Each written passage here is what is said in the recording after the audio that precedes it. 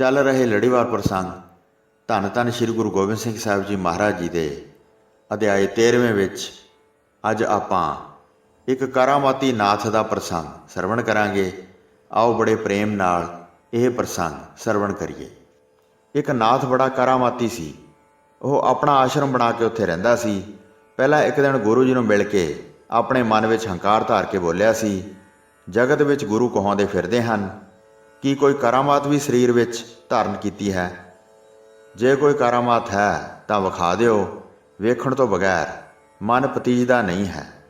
ਇਹ ਸੁਣ ਕੇ ਗੁਰੂ ਜੀ ਨੇ ਉਸ ਨੂੰ ਕਿਹਾ, ਜਦ ਤੇਰੇ ਸਥਾਨ 'ਤੇ ਡੇਰਾ ਕਰਾਂਗੇ ਤਾਂ ਤੈਨੂੰ ਕਰਾਮਾਤ ਵਿਖਾਵਾਂਗੇ। ਇਸ ਕਰਕੇ ਉੱਥੇ ਦ੍ਰਿੜ ਹੋ ਕੇ ਰਹੋ। ਹੁਣ ਵੇਖਣ ਵਾਸਤੇ ਕੁਝ ਨਾ ਕਹੋ। ਨਾਥ ਨੂੰ ਵੇਖ ਕੇ ਪੁਰਾਣੀ ਗਾਥਾ ਯਾਦ ਕੀਤੀ। ਇਹ ਤਾਂ ਭਾਰੀ ਕਰਾਮਾਤ ਵੇਖਣੀ ਚਾਹੁੰਦਾ ਹੈ। ਨਾਥ ਆਪਣੇ ਸਥਾਨ 'ਤੇ ਬੈਠਾ ਸੀ। ਪੱਥੇ ਵਿੱਚੋਂ ਗੁਰੂ ਜੀ ਨੇ ਇੱਕ ਤੀਰ ਲਿਆ, ਧਰਤੀ ਨੂੰ ਛੁਹਾ ਕੇ ਸਿਰ ਨੂੰ ਲਾਇਆ। ਫਿਰ ਨਾਥ ਨਾਲ ਬਚਨ ਕੀਤਾ, ਹੇ ਹੁਕਮਨਾਥ, ਆਪਣੀ ਗਾਥਾ ਕਹੋ, ਰਾਜ਼ੀ ਬਾਜ਼ੀ ਅਤੇ ਆਨੰਦ ਸਮੇਤ ਹੈ।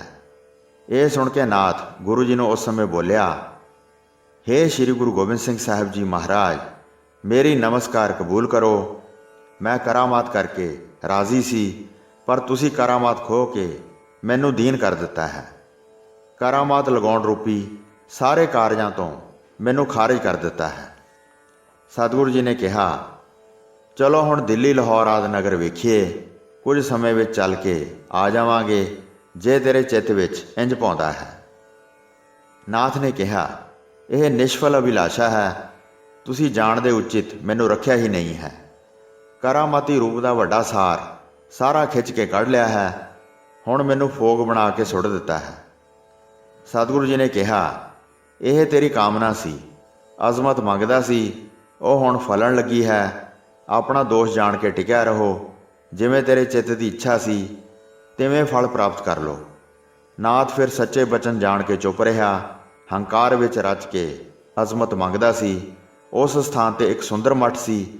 ਉਸ ਵਿੱਚ ਕਾਸਵ ਨਾਮੇ ਭੱਟੀ ਦੀ ਕਬਰ ਸੀ। ਉਸ ਨੂੰ ਵੇਖ ਕੇ ਗੁਰੂ ਜੀ ਨੇ ਸ਼ਲਾਘਾ ਕੀਤੀ, ਇਹ ਭਲਾ ਸਥਾਨ ਹੈ, ਇਸ ਵਿੱਚ ਸੁੰਦਰ ਕਬਰ ਬਣੀ ਹੈ। ਮਾਨ ਸਿੰਘ ਆਦਿਕ ਨੇ ਜਦ ਬਚਨ ਸੁਣੇ ਤੇ ਸਤਿਗੁਰੂ ਜੀ ਦੇ ਨਾਲ ਸਿੱਖ ਮਰਿਆਦਾ ਦੀ ਵਿਚਾਰ ਕਰਨ ਵਾਲੇ ਬਣ ਗਏ। ਤੁਰਕ ਦੇ ਇਸ ਸਥਾਨ ਦੀ ਤੁਸੀਂ ਸ਼ਲਾਘਾ ਕੀਤੀ ਹੈ, ਇਸ ਕਰਕੇ ਉਚਿਤ ਹੈ ਕਿ ਤੁਹਾਨੂੰ ਤਨਖਾਹੀਆ ਕਰਾਰ ਦਈਏ। ਗੌੜ ਮੜੀ ਮੱਠ ਭੂਲ ਨਾ ਮਾਨੈ, ਇਸ ਵਿਧੀ ਨਾਲ ਆਪ ਜੀ ਕਹਿੰਦੇ ਰਹਿੰਦੇ ਹੋ। ਖਾਲਸੇ ਦਾ ਵਿਚਾਰ ਸੁਣ ਕੇ ਗੁਰੂ ਜੀ ਉਸ ਸਮੇਂ ਬਖਸ਼ਾਉਣ ਲੱਗੇ। 5 ਚਾਂਦੀ ਦੇ ਰੁਪਈਏ ਤਨਖਾਹ ਲਈ। ਭਾਈ ਦਾਨ ਸਿੰਘ ਨੇ ਹੱਥ ਜੋੜ ਕੇ ਕਿਹਾ, ਇਹ ਕਿਹੜੀ ਵਿਧੀ ਆਪ ਜੀ ਨੇ ਕੀਤੀ ਹੈ? ਇਸ ਵਿੱਚ ਸਾਨੂੰ ਬੇਪ੍ਰੀਤੀ ਵਿਖਾਈ ਦਿੰਦੀ ਹੈ। ਉਸ ਨੂੰ ਸਤਿਗੁਰੂ ਜੀ ਨੇ ਦੱਸਿਆ, ਅਸੀਂ ਖਾਲਸੇ ਨੂੰ ਸਿਖਾਉਣ ਲੱਗੇ ਹਾਂ। ਲੈਣ ਦੇਣ ਤਨਖਾਹ ਹੋਵੇ ਤਾਂ ਕਿ ਖਾਲਸੇ ਵਿੱਚ ਇਹ ਪਰੰਪਰਾ ਚੱਲ ਪਵੇ। ਤਦ ਸਤਿਗੁਰੂ ਜੀ ਨੇ ਆਪਣੇ ਪੱਥੇ ਨੂੰ ਗਲ ਵਿੱਚੋਂ ਲਾਇਆ ਤੇ ਧਨੁਖ ਸਹਿਤ ਆਪਣੇ ਦਾਸਾਂ ਨੂੰ ਫੜਾ ਦਿੱਤਾ। ਜਿੱਥੇ ਇੱਕ ਮੁੱਢ ਉੱਪਰ 3 ਜੰਡ ਖੜੇ ਸਨ, ਜਿਸ ਦੇ ਨੇੜੇ ਖੜੇ ਸਨ, ਤੇ ਜਿੱਥੇ ਡੇਰਾ ਕੀਤਾ ਸੀ, ਹਥਿਆਰਾਂ ਨੂੰ ਉਹਨਾਂ ਦੇ ਨਾਲ ਲਟਕਾ ਦਿੱਤਾ। ਉਹ ਬ੍ਰਿਛ ਹੁਣ ਤੱਕ ਖੜੇ ਹਨ। ਕਈ ਸਿੱਖ ਵੇਖ ਕੇ ਆਏ ਹਨ। ਕਾਮਨਾ ਧਾਰ ਕੇ ਜੇ ਇਹਨਾਂ ਬ੍ਰਿਛਾਂ ਨੂੰ ਨਮਸਕਾਰ ਕਰੀਏ, ਉਹ ਦਰਖਤ ਸਾਰੀਆਂ ਕਾਮਨਾ ਇਸ ਸਮੇਂ ਪੂਰੀਆਂ ਕਰਦੇ ਹਨ। ਨਾਥ ਦੇ ਪਾਸ ਬਹੁਤ ਗਾਈਆਂ ਸਨ। ਉਹ ਵੇਲੇ ਸਿਰ ਦੁੱਧ ਚੋ ਲੈਂਦਾ ਸੀ। ਉਹ ਵੱਛੀਆਂ ਨੂੰ ਗਾਈਆਂ ਦੇ ਨਾਲ ਛੱਡ ਦਿੰਦਾ ਸੀ ਤੇ ਕਰਾਮਾਤ ਕਰਕੇ ਕੋਈ ਵੱਛਾ ਵੀ ਗਾਂ ਨੂੰ ਨਹੀਂ ਚੁੰਗਦਾ ਸੀ। ਮਿੱਟੀ ਦੇ ਬਰਤਨ ਚਾੜ ਦਿੰਦੇ ਸਨ ਤੇ ਰੀਝ ਨਾਲ ਬਹੁਤ ਸਵਾਦੀ ਖਿਚੜੀ ਬਣਾਉਂਦੇ ਸਨ। ਜਦ ਮਿੱਟੀ ਦੇ ਬਰਤਨ ਨੂੰ ਭੰਨਦੇ ਸਨ ਤਾਂ ਉਸ ਦੇ ਉਤਨੇ ਠੀਕਰ ਹੋ ਜਾਂਦੇ ਸਨ, ਜਿੰਨੇ ਨਾਥ ਸਮੇਤ ਹੋਰ ਮਨੁੱਖ ਹੁੰਦੇ ਸਨ। ਨਾਥ ਨੇ ਇਹ ਸਾਰੀ ਕਰਾਮਾਤ ਗਵਾ ਲਈ। ਉਸ ਦਿਨ ਤੋਂ ਗਾਈਆਂ ਵੱਛੀਆਂ ਨੂੰ ਦੁੱਧ ਚੁੰਘਾ ਲੈਂਦੀਆਂ ਸਨ। ਰਿੰਨਣ ਵਾਲੇ ਬਰਤਨ ਪਹਿਲਾਂ ਵਾਂਗ ਹੀ ਟੁੱਟਦੇ ਸਨ। ਪ੍ਰਤੀ ਦਿਨ ਜਿਵੇਂ ਖਿਚੜੀ ਖਾਂਦੇ ਸਨ। ਇੱਕ ਰਾਤ ਗੁਰੂ ਜੀ ਪਾਸ ਰਿਹਾ। ਅਗਲੇ ਦਿਨ ਕਿਸੇ ਹੋਰ ਸਥਾਨ 'ਤੇ ਚਲੇ ਗਿਆ। ਗਾਈਆਂ ਵੱਛੇ ਨਾਲ ਲੈ ਕੇ ਚਲੇ ਗਿਆ ਤੇ ਹੋਰ ਸਾਰੇ ਸਮਾਨ ਨੂੰ ਉੱਥੇ ਹੀ ਛੱਡ ਦਿੱਤਾ। ਬਰਤਨ, ਵਸਤਰ, ਛਕੜਾ, ਘੋੜਾ ਅਤੇ ਆਟਾ ਪੀਣ ਵਾਲਾ ਖਰਾਸ ਵਗਦਾ ਹੀ ਛੱਡ ਗਿਆ। ਰਤੀਏ ਪਿੰਡ ਵਿੱਚ ਜਾ ਕੇ ਵਸ ਗਿਆ। ਪਰ ਸਤਿਗੁਰੂ ਜੀ ਪਾਸ ਆ ਕੇ ਮਿਲ ਕੇ ਆਪਣੇ ਆਪ ਨੂੰ ਨਾ ਬਖਸ਼ਾਇਆ। ਗੁਰੂ ਜੀ ਨੇ ਆਪਣਾ ਇੱਕ ਥਾਂ ਮੁਕਾਮ ਕੀਤਾ। ਉੱਥੇ ਇੱਕ ਰੋੜਾ ਬਾਣੀਆ ਰਹਿੰਦਾ ਸੀ। ਉਸਨੇ ਰਸਦ ਦੇ ਕੇ ਬਹੁਤ ਸੇਵਾ ਕੀਤੀ। ਗੁਰੂ ਜੀ ਨੇ ਉਸ ਉੱਪਰ ਵੱਡੀ ਖੁਸ਼ੀ ਕੀਤੀ। ਉਹ ਬਾਣੀਆ ਨਾਥ ਦੀ ਗਾਥਾ ਪੁੱਛਣ ਲੱਗਾ, ਉਸਨੇ ਆਪ ਜੀ ਦੇ ਨਾਲ ਕੀ ਸਲੂਕ ਕੀਤਾ, ਇਸ ਸਥਾਨ ਤੋਂ ਉੱਠ ਕੇ ਕਿੱਥੇ ਗਿਆ ਹੈ ਜਿਹੜਾ ਬਹੁਤ ਵਸਤਾਂ ਛੱਡ ਗਿਆ ਹੈ।